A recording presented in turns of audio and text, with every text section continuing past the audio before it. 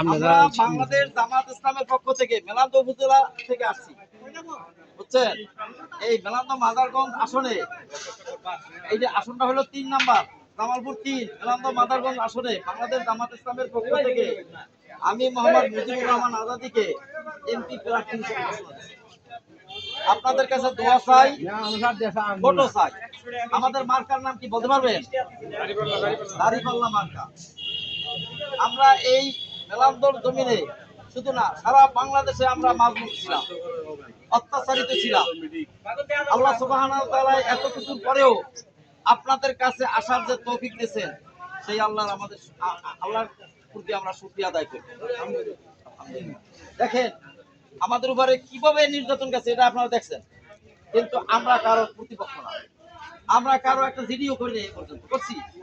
আর আমরা প্রতিশোধ করার না, আমরা ভোট বিপ্লবের মাধ্যমে এই বাংলাদেশটাকে করতে চাই, এটাই আমাদের প্রতিশোধ, আর কিছু না।